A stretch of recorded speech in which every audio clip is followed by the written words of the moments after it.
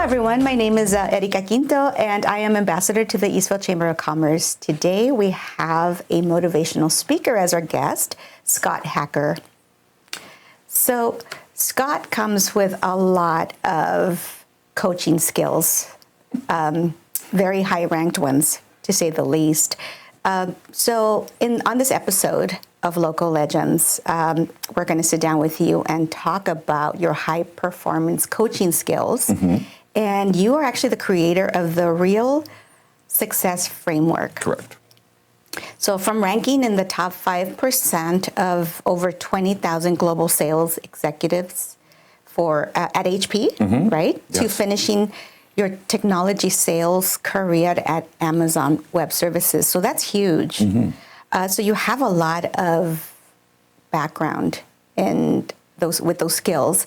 And also today, you're combining the real-world leadership experience with powerful storytelling mm-hmm. and practical strategies to help entrepreneurs, sales professionals, and leaders pursue success and confidence, purpose, and clarity. Mm-hmm. That's very powerful. Yeah, and it is because I went through it myself, right? I wouldn't be able to teach or help coach anybody if I hadn't experienced that myself. So there's a lot in there that we could unpack if we choose to. So, right, and that's, I think, the ideal and primary, probably what pushed you to create this, mm-hmm. right? Because you've been there, done that, and you realized the need, yes. right? Yes. So throughout your career, what do you believe separates good performers from exceptional ones? The ability to focus on what is in their control, right? I mean, that really is what got me through a lot of the ups and downs of my career, and when I had my high points, as well as even when I had my low points, of staying focused on not the uncontrollable outside world, but the inside world that we do have some control over, and staying there and being present, right? Like in all that you can do. So that was a big lesson that I've learned for myself, and for those that were in leadership, that were consistently doing well. They had a plan, they focused, they knew exactly what they wanted, and they executed against it. So what advice would you give to somebody who is still struggling with that? Because you said it takes a lot of organizational skills and obviously the passion. Mm-hmm. But some of us during the entrepreneur career, mm-hmm. we get so caught up with the day-to-day mm-hmm. Daily routine that we kind of start to lose focus on that. Mm-hmm. And then it becomes a little struggle because you have to almost pull yourself back, right? Mm-hmm. Because you're so busy managing, but you still have to manage the future. So what advice would you give to somebody who's losing track of that? Well, focus on the outcome, what you truly want to get in your life, right? Because too often we start chasing the things that we think we should be doing, but not really realizing what we're building towards. And motivation is an emotion, it fades. So it isn't something that you can't just rely on, I'm going to get it every day and feel wonderful and feel like I want to get this done. It's really going to be a matter of having a true outcome and a purpose that you connect to that will get you through the most difficult times. Because it's easy to stay motivated when everything's going great, yes. right? But the real challenge is when it's not. And that's when we can lose our way. That's when we can feel frustrated. That's when anxiety creeps in and I can't do this, and all the negative talk starts to pop up because we know we're not in alignment with where we really want to go. I feel like as entrepreneurs, we have like two waves, right? We have our personal and family wave of just ups and downs. Mm-hmm. And then we have the business aspect, and it's also another waves and ups and downs of the business aspect of it, right? Yeah. What motivates us, what's going great, and then all of the challenges. And sometimes the challenges can become that point in your life where it actually stops you, right, from moving forward. Yeah.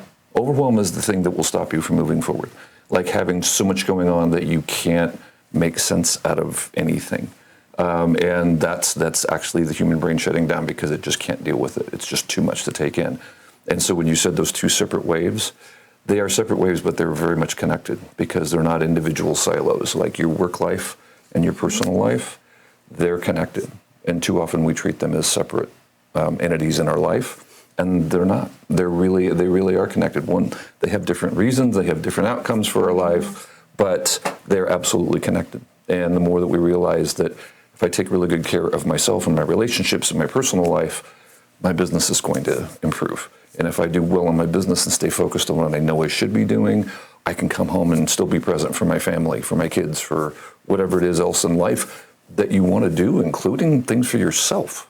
Right. What a thought. Wow. What a scary thought, right? That too? You get to do something for yourself? Yeah. Yes, I think that's very hard. I think for a lot of business entrepreneurs to do that. It's like, when do you turn the switch on and off? Yeah. Right? So, yeah. It can be. And separation. Most of them don't ever turn the switch off.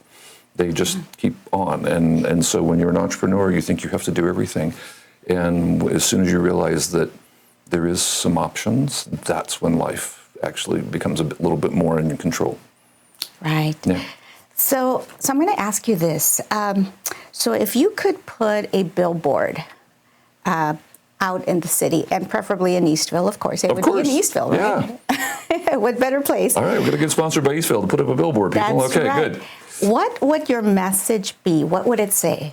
What would Scott want it to be? Well, a phrase I use all the time with my clients is progress over perfection. Like, always focus on the progress you're making as opposed to having the perfect plan or the perfect anything.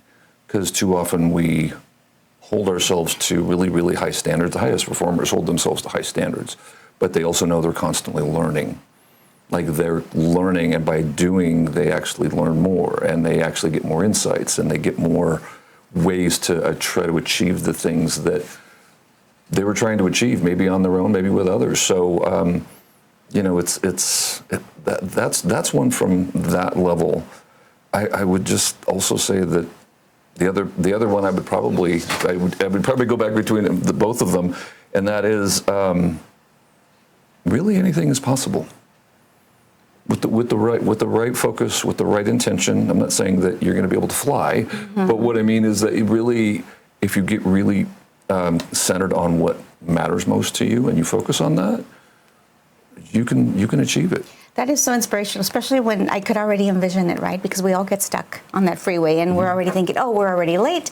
What is our day looking like? And then we start to form this little story in our heads about all of these things that we haven't done, and the day is just beginning, right? Right. And I love that. Yeah. Yeah. Anything is possible. And that's where we get stuck too. Where all the things we're not doing, right? What you focus on is what you feel. So if you choose to focus on the things I'm not doing, then we'll go down that rabbit hole. But if we choose to focus on, oh, look at the progress I've made today, or just choosing to realize that I have done some things today that were of value for myself, for my family, for my business, whatever it might be. Yes. Like, to take that time to slow down and really appreciate life and to be fully present in it. That's a really difficult thing as adults. Focus on the little wins to get that big win. Yeah, right? Constantly celebrate. When we're kids, we celebrate all the time over the littlest things. Exactly. We get to be adults, and it's like we always, I did that thing well, but I got to get to this next level. We won't allow ourselves, Yes, right? That privilege. I understand. You've never heard that before. I never experienced it, I'm sure. I have. That's another topic. I right? have, for sure. That's why. So you just launched the first master class. I like to call it the master class, in collaboration with the Eastville Chamber of Commerce, From Passion to Profits. Yes. That's very exciting. Can you tell us a little bit about it? Yeah, it really is exciting because we wrapped up the first one, and it's a four in-person workshop class where it's really all centered around my Real Success Framework, which comes from my coaching in high performance, as well as my Tony Robbins programs that I coach on. I'm an authorized Tony Robbins instructor as well, and coach. And so we're doing 4 in-person classes and 4 Zoom sessions for entrepreneurs. And what I found when I was working in corporate America is these types of frameworks or training was always available to help you level up your skills, level up your thinking. And with entrepreneurs or solopreneurs, those kinds of tools don't exist really, and not in a way that really can resonate with them personally. So we're really in this Passion to Profits program, we're really taking and just enabling people to really take the tools that they learn and apply them specifically to how they want to live their life, how they want to run their business, how they want to really execute and live the life, hopefully, that they really strongly want to pursue. That's right. So. And I know that you have been doing these classes for about how long now? Well, the Real Success Framework actually was something I came up with about 1.5 years ago. And so I've done it with several different organizations. I've done it with couple of different chambers of commerce, but really to this extent and to this depth, this was the inaugural one. This is the one that really got us off the ground, because a lot of it I've done in the past have been taking all 4 modules of the Real Success Framework and putting them into either a half-day session or a 90-minute, right? Where in this, we're really going deep. And I want to applaud the city of Eastville because, and the Chamber of Commerce, because they were the ones that said, look, we really want to invest in this. And we want to bring this to our business owners because we know there's going to be value in it for them. Oh, absolutely. I know for me, I come from the corporate world initially, and I used to have, I had access to those type of sessions and trainings, and it's huge, and it's huge. But then when I decided to go, into my own business, and that's a whole different ballgame because you're on your own. You are literally navigating that ship alone. Yeah. So it's so important to have that as part of your life and guidance. And I think a lot of it, we all need that. Yeah. A lot of it comes from, we have to motivate ourselves, but when we have other businesses that we can be with, right? Sit in class and share those stories. Yeah. What is something that a takeaway that you would say from the first class in Eastville that would say really resonates with you and that you feel, wow, this is really something that I wanted to do for other entrepreneurs and they can take home with them? Really just to empower them in a new way of thinking, right? That because, and you kind of referred to it as that being a business owner can feel like a very lonely experience, like you have to do it all yourself or you're on your own. And to have these people in this class setting, if you will, and learning off each other while I'm sharing frameworks and we're talking about things and I'm leading the conversation to a certain extent, they're also really learning from each other. They're being very vulnerable and sharing, and we've learned so much about each other's business, the struggles that they face, the successes that they've had. It's just really, for me, it's the whole reason I do what I do. I really, at this stage of my life and becoming a life coach and becoming a speaker and workshop facilitator, is really trying to help others realize the kind of change they can make in their life. Because I was a client of a coach first, right? Like I hired a coach when I was in my corporate job because I needed answers. Right. So if I can give that back to others, and from the results that we've seen in this, it's happening. And just the conversations I'm having with people one-on-one, the things they're sharing in class, the movement that's being made, I'm just... It just is absolutely, it inspires me to want to do it more. And probably you get to see all the diversity in different businesses and the culture that they have for their own business, right? Yeah. I'm very blessed in the fact that I have over 20 clients in my coaching practice around the world.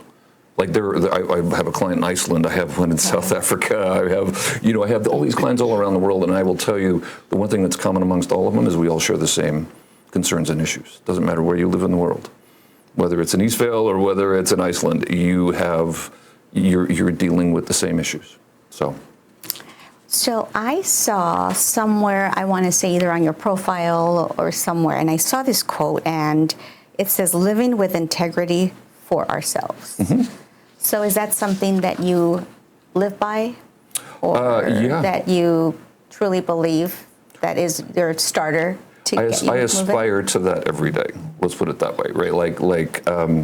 We all have good days and bad days, and so integrity to me just means living in alignment with the values and the things that I view most important in my life. And so that's integrity is it's been a big a word of anchor for me for a very long time. Critical word. Yeah, it really is. Another word that kind of aligns into that is congruence, is living in alignment with who we are. Because when we're saying one thing but we're doing something that's contrary to that, oh boy, that starts to disconnect, and there's all kinds of feelings and emotions that we can't even identify where they're coming from. But we were to look at it, we're probably living out of alignment with ourselves, our true selves anyway. Okay, now you're going very deep. I am going very deep. So pull me back out of the water here, so we don't go in the water. I've seen you speak at the morning mixers. You do a great job, a fantastic job, and I know that our audience is pretty big in the mornings. Do you normally do these events with other chambers, or is this why Eastville? Why did you decide that this would be a great place for you to launch like your first master class? Well, hey, I live right next to Eastvale. I live in North Eastvale, as Harry would like to call it, right? That's right. Yes. Right. So I'm just Eastvale adjacent, but I live in South Ontario. But yeah, I really, because I wanted to really connect with small business owners. Eastville is the closest one to me, but it was also the one that I noticed that I felt really invested the most in the businesses. Like they were really truly concerned about bringing their business owners up and enabling them. I've done it with Chino. I've presented at Montclair. We're looking at similar programs there. I'm talking to the Corona Chamber because that's the way I can get in front of the majority of business owners. I'm looking at other vehicles as well, but those are ways that I'm looking at right now. And again, Harry had this idea about passionate profits. It aligned well with what I was doing after I did a workshop for the chamber. We talked through it and worked through the details, and here we are. So yes, and it's wonderful to see that you're able to provide that because it's one of the key pieces for education for small businesses. So there's a lot of need in the community, especially because as business owners, we have to touch and we have to wear different hats, right? Yeah. We touch every single aspect of the business. Right. So it kind of, coincides with everything. Sharpen those skills, right? To the max. We don't stop doing that, for sure. Yeah. What is one event that you have attended with the Chamber of Commerce that you could say has really resonated most with you? And why would you recommend it? Well, the monthly events, the business at breakfast events once a month are always really insightful because we learn a lot about what's going on and we hear from the other business owners. But I think that National Day of Prayer breakfast that gets hosted in May is a really impactful one. I'm a man of faith, so that speaks to my heart, and to just to see all of the people that are involved with that. Those who spoke, those who prayed, those that attended, it was a really nice, unifying, really connected message that this is a community that wants to support each other and help each other out, and that really resonates with me. The unity, right? Yeah, wonderful, beautiful. Yeah. Well, one last question. So, what would you, if somebody asked you, I want to go to the city of Eastville, and how would you rank maybe opening up a business in Eastville, perhaps, or in the surrounding area? What would you say? What would be your first thought, and how would you approach that question about the city of Eastville and maybe even joining the Chamber of Commerce? Yeah, run, don't walk. Yeah, don't think about it. It's the resources you've got available to you through the city of Eastville, through the chamber, the connections, the community that's there.